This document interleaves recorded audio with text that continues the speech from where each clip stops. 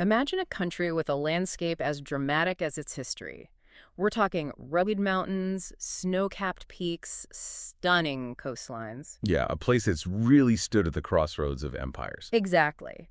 And fiercely guarded its identity through centuries of, well, everything really, invasions, transformations. Mhm. Today, we're taking a deep dive into the fascinating history of Albania. Our mission, really, is to unpack the layers of its past and present. Right, offering you a shortcut to understanding this incredibly resilient nation. We'll cover everything from its earliest inhabitants right up to its modern aspirations. And we'll be pulling out key bits of knowledge, surprising facts, using historical accounts, geographical data, cultural insights, the whole lot. Okay, so to really get a feel for Albania's spirit, we need to go way back to the very beginning. What do we know about the earliest humans there? Well, the traces go back incredibly far. Middle and Upper Paleolithic. Wow. Yeah, we've got finds in places like the Zari Cave, things like flint and jasper objects, fossilized animal bones, and up on Mount Daci, there are bone and stone tools. They look similar to the Aurignacian culture, you know. So really ancient connections. Definitely. And then there are major Neolithic sites, too, like Malik and Butrint. It shows people have been developing societies there for millennia. It sounds like a truly ancient heritage. And within that, there's this key group, right? The Illyrians. How do they fit in? Ah, yes, the Illyrians. Before Macedon rose to power, this area was basically the heartland of several powerful Illyrian tribes. Not just scattered groups, then. No, they were the dominant power. Tribes like the Ardii, the Talantians, several others. And what's really fascinating is the name Albania itself. Yeah. It's believed to trace back to an Illyrian tribe, the Albani. Really? Yeah, and you even have the ancient Greek geographer Ptolemy mentioning a settlement called Albanopolis back in the 2nd century AD, Where was that supposed to be? northeast of modern-day Durrës. So it really suggests this deep historical connection, linking the name, the people, the land, way back. So these roots are incredibly deep. But when do we get the first, absolutely undisputed mention of Albanians in the historical records? Good question. That pops up with the Byzantine historian Michael Italietes. Sure. Around 1079 or 1080. Okay, what did he say? He mentions them taking part in a revolt against Constantinople.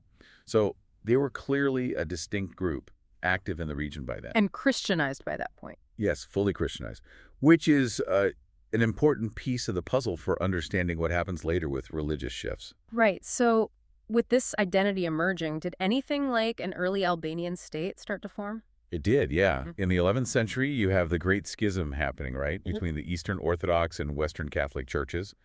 And that divide was reflected in Albania. You had a mostly Catholic north and a mostly Orthodox south. Interesting. And right in the middle of all this, the Principality of Arbanon was established around 1190 by a leader named Progon of Kruja. Arbanon. His sons, Gijen and Dimitar, followed him. And this is really seen as the first kind of, sketch of an Albanian state. How long did it last? It had semi-autonomous status within the Byzantine Empire for a while, but it dissolved in the 13th century, a first attempt, you could say. So as Arbanon fades, another major power is rising, the Ottoman Empire. Right, expanding westward. Exactly. They started pushing into southeast Europe, reached the Albanian coast by 1385, and by 1431, they'd occupied most of Albania. A huge shift. But this also sets the stage for someone truly remarkable, doesn't it? Albania's national hero. Absolutely. This is where Gjerd Kastrioti Skanderbeg enters the story, the 15th century. He basically turned Albania into the center of resistance against the Ottomans. He'd served the Ottomans before, right? Yeah, for nearly 20 years. Then, in 1443, he deserted and launched this incredibly successful rebellion. How did he manage that? Well, his genius was partly military, but also political. He united several Albanian principalities, the Arianites, Dukaginis, others, under what was called the League of Leze. Ah, so a united front. Precisely. And his campaigns consistently defeated major Ottoman armies. It was quite extraordinary. What was the impact of his resistance? Huge. It delayed Ottoman expansion into Western Europe for about 25 years, gave the Italian principalities crucial time to prepare. Wow. But maybe more importantly, Skanderbeg forged this enduring image, this myth of Albanian resistance and fierce independence that resonates right down to today. It's fundamental to their identity. But despite Skanderbeg's incredible fight, Albania did eventually become part of the Ottoman Empire for centuries, right? Yes, over 4 centuries. It was a long period. What was life like under Ottoman rule? How did they hold on to their identity? Well, it was complex. As Christians initially, Albanians faced heavy taxes, and there was the devshirme system. The conscription of boys. Yes, the blood tax, taking Christian adolescents for the Janissary Corps. It was brutal. And over time, there was a gradual process of Islamization. Lots of mosques were built. So significant changes. Definitely. But here's the fascinating part. Despite all that, Albanian culture and social identity remained remarkably distinct. They absorbed influences, yes, but kept a core sense of self. That resilience again. Exactly. It's a recurring theme. And interestingly, quite a few Albanians actually rose to very prominent positions within the Ottoman government during this time. So it wasn't just subjugation, there was integration too, in a way. Given those centuries under foreign rule, how did the idea of a modern, independent Albanian nation start to really bubble up? That happens mainly in the late 18th and 19th centuries. It's called the Albanian Renaissance, or Relinja. Relinja, okay. It was this period of spiritual and intellectual reawakening, a real flourishing of modern Albanian culture, literature, arts, often tied to Romanticism and Enlightenment ideas. Even with the Ottomans trying to suppress it. Yes, despite Ottoman efforts to clamp down on national unity, it showed a really deep desire for self-determination was growing. And then came a big trigger moment, the Treaty of San Stefano in 1878. What happened there? It proposed giving lands populated by Albanians to their Slavic and Greek neighbors. Oh, that wouldn't have gone down well. Not at all. Now, that specific plan was blocked by the UK and Austria-Hungary, but the threat itself was a huge catalyst. How so? It spurred Albanians to get organized, led directly to the forming of the League of Prizren in 1878. Okay, and their goal? To protect Albanian-populated lands and unite them into one nation. A really pivotal moment for modern Albanian nationalism. So this momentum builds and builds, leading to independence. Exactly. After more revolts, including a big one in 1912 against the Ottomans, and facing threats from Serbia and Greece wanting to carve up the territory. A lot of pressure. Immense pressure. Albania declared independence from the Ottoman Empire on November 28, 1912. A huge moment. Massive. Ismail Kamali, he's seen as the founding father, raised the national flag in the city of Vlori. The famous double-headed eagle flag. That's the one. A symbol directly linked back to Skanderbeg's legacy, a new beginning, but one deeply rooted in that history of resistance. But declaring independence is one thing. Making it stick, establishing a stable country, that must have been tough. Extremely tough. Sovereignty was recognized internationally at the Conference of London. But the Treaty of London in 1913 drew borders that, well, they left a lot of Albanians outside the new state. Where did they end up? Mostly in areas given to Montenegro, Serbia, and Greece. This created problems that linger even today. And internally, was it stable? Not really. Those early years were turbulent. Internal peasant revolts, the Greeks in the south proclaiming an autonomous republic of northern Epirus. Chaos? Pretty much. It led to the collapse of the short-lived government under Prince William of Wied in 1914.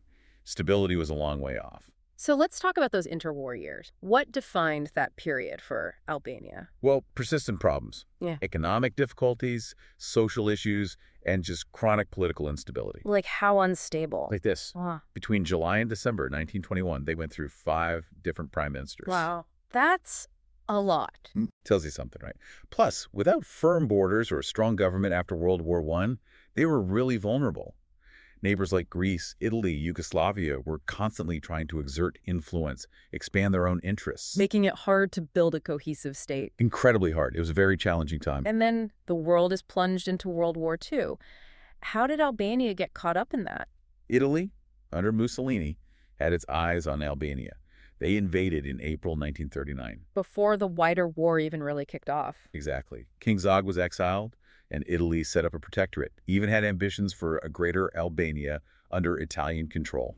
And when Italy's power faded? Nazi Germany took over in 1943. More occupation, forced labor, repression, a grim period. But there was resistance. Yes. Albanian partisan forces, led by a figure who would become very important, Enver Hoxha, fought back. Enver Hoxha, okay. And by November 1944, they had successfully liberated Albania from German occupation. Did they have Allied help? Here's the remarkable thing. They did it almost entirely on their own. Alongside Yugoslavia, they were unique in liberating themselves without direct Allied army intervention on the ground. That's incredible. But what about the human side? There's a really surprising story involving the Jewish population, isn't there? There is. It's quite extraordinary.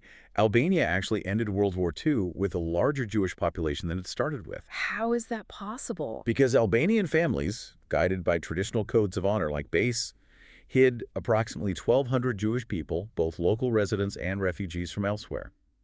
They protected them from the Nazis. That's an amazing act of collective courage. It truly is, a real testament to humanity in the darkest of times. So, after the war, Enver Hoxha and his partisans are in control. This ushers in a completely different era, right? Absolutely. The People's Republic of Albania is established, and this marks the start of over 4 decades, from 1946 to 1991, of authoritarian rule under Hoxha. What defined his regime? Strict Marxist-Leninist ideology. Severe restrictions. Religion was completely banned. Albania became the world's first officially atheist state. Wow. Travel was heavily restricted. Private property abolished. It was an era of intense internal control, purges, repression, extreme hostility to the outside world. Tens of thousands were imprisoned or executed. Yeah. A very harsh time. Complete isolation, basically. Almost total isolation. They famously split with Yugoslavia, then the Soviet Union, then even China, pursuing this radical path of self-reliance. But amidst all that repression and isolation, was there any development? Yes, and that's the paradox. Hoxha's regime also launched a massive modernization drive. Like what? Soviet-style industrialization, building factories, a completely new railway system connecting the country, huge expansion of education and healthcare, which were previously very limited. So real changes in people's lives.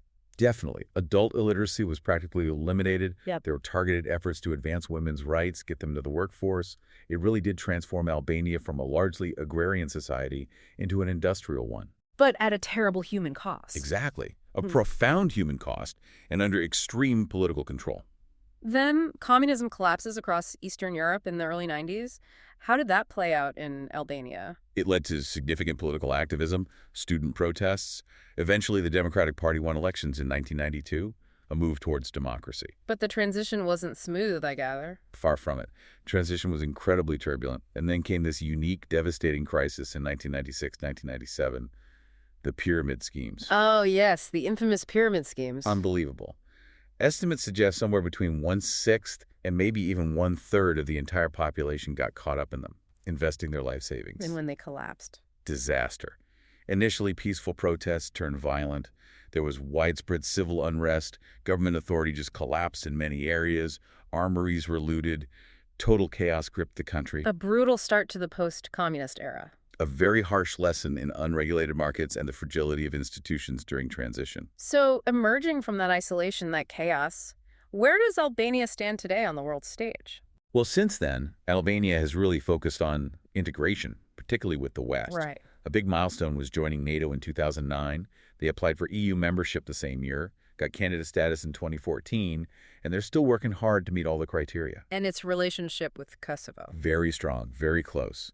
Albania actively supports Kosovo's development and international integration. There's a deep sense of fraternal ties there. Let's talk geography for a moment. You mentioned the dramatic landscape earlier. Yes, it's incredibly diverse for a relatively small country. You've got the rugged Albanian Alps in the north, the Korab Mountains, snow-capped peaks, then fertile plains along the Adriatic and Ionian coasts. And lakes, too. Big ones. Lake Shkodër is the largest in southern Europe, and Lake Ohrid is one of the oldest continuously existing lakes in the whole world. Wow.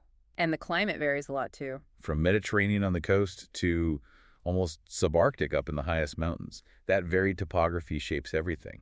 And because of that location and diversity, Albania is a biodiversity hotspot. Meaning lots of unique plants and animals. Exactly. It's got habitats for endangered species like the Balkan lynx, brown bears. The golden eagle is the national animal. Nice. And around 3,500 different plant species. There's also a really strong tradition of using herbs for medicine. Are they focused on conservation? Increasingly so. They have 12 national parks, UNESCO World Heritage sites like the ancient city of Butrend, and those amazing old beech forests. But challenges remain. Oh, definitely. Like many places, they face significant environmental issues. Air and water pollution, problems with waste management, and climate change is a big risk. It's actually considered one of Europe's most vulnerable countries to climate impacts. Okay, shifting to the economy, how has it changed since the communist era? It's made a huge transition from that centrally planned socialist economy to what's now classified as an upper-middle-income capitalist mixed economy. What are the main sectors now? Services are the biggest part of the GDP. And tourism is massive, really recognized as nationally important.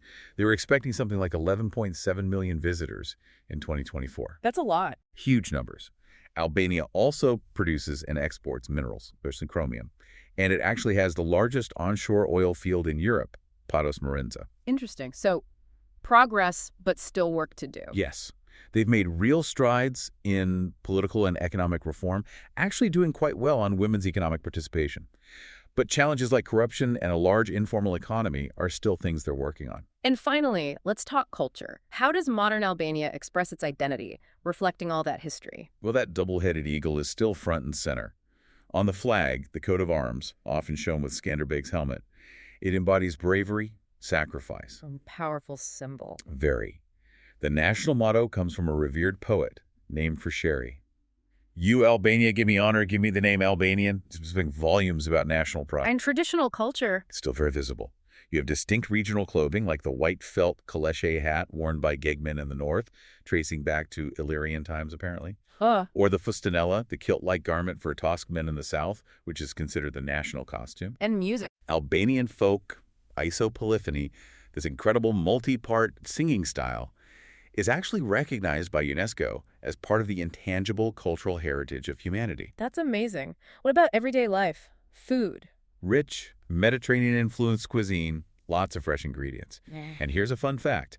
Albania has more coffee houses per capita than any other country in the world. Really? More than Italy? Apparently so. Coffee culture is huge there. What about the people themselves? Demographics. There have been big shifts since communism fell. Significant emigration, meaning there's a very large Albanian diaspora, possibly larger than the population still in Albania. Wow. And rapid urbanization, especially around the capital, Tirana, and the main port, Durrës. Languages. Albanian is the official language, of course, but there's a lot of interest, especially among young people, in learning other languages like English, German, Turkish. They're looking forward technology. Making strides. Yeah. They launched their first satellites in 2023, and there was talk of using AI like ChatGPT to help speed up the process of joining the EU. So definitely embracing the future. So we've covered millennia. From ancient Illyrians, Skanderbeg's defiance, centuries under the Ottomans, the tough road to independence, that unique and harsh communist era. Yeah, and through it all, this pattern of resilience, of adapting, redefining itself, but always holding on to that core cultural identity. It really is an incredible journey. Which kind of leaves you with a thought, doesn't it? Albania endured so much foreign domination, then chose this path from extreme isolation towards integration with the West. Right. It makes you wonder, especially in our interconnected world today, what's the real cost and maybe the ultimate reward when a nation fiercely holds on to its distinct identity through thick and thin?